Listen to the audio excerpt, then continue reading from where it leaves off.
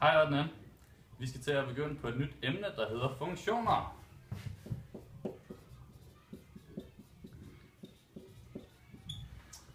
Her på tavlen er der tegnet et koordinatsystem. Det koordinatsystem har en x-akse, det er den vandrette, og en y-akse, det er den lodrette. Og y-aksen og x-aksen går selvfølgelig fra minustal herover til plustal herover. Og ligeledes heroppe. Nord for centrum, der er y-værdierne positive, og nedenunder, der er de negative. Ja. Vi skal starte med at lære noget om en lineær funktion. En lineær funktion ser sådan her ud. F af x lige med ax plus b. F af x, det betyder funktionen af x. Og det er det samme som y. Men når vi snakker om funktioner, kalder vi det bare for funktionen x. Og det har noget at gøre med, at y-værdien altid afhænger af x-værdien. Den står her. Derfor er det funktionen af x. Den, jeg har skrevet op her, det er den generelle formel for en lineær funktion. Og den består af et x, en hældningskoefficient. Hældningskoefficienten er den, der bestemmer, hvor stejl linjen bliver. Det er altså en ret linje, men den kan have forskellige hældning. Og et b, som er skæring med y-aksen. Vi prøver at tage et eksempel. Jeg skriver f af x lige med.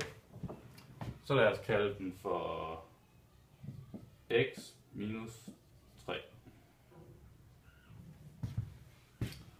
Det vi skal gøre for at kunne tegne den her, der, vi skal starte med at lave et sildeben. Jeg tegner et sildeben. Jeg tegner et sildeben hernede.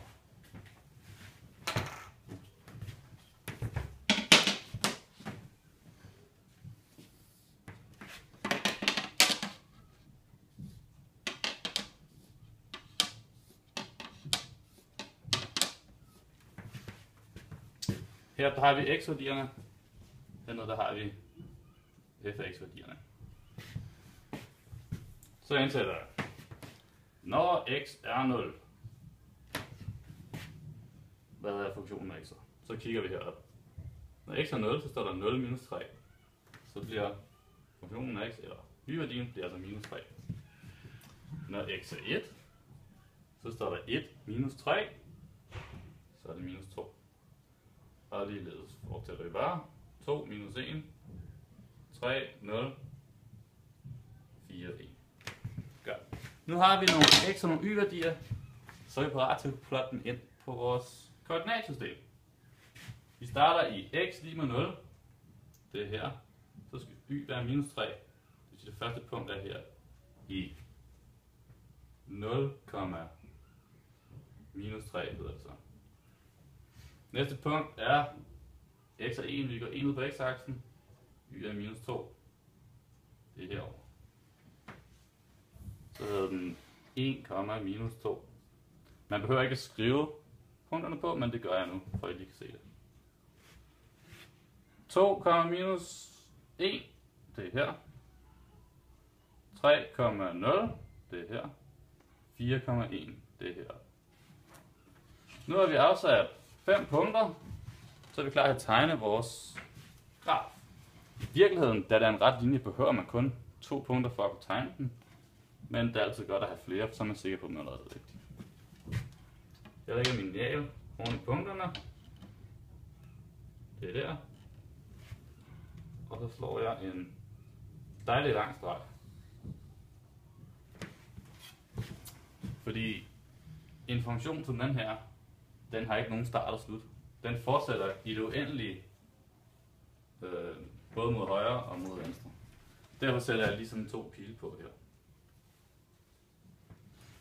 Og så for god ordens skyld, så skriver jeg lige herover, hvad det er for en funktion, vi har med at gøre.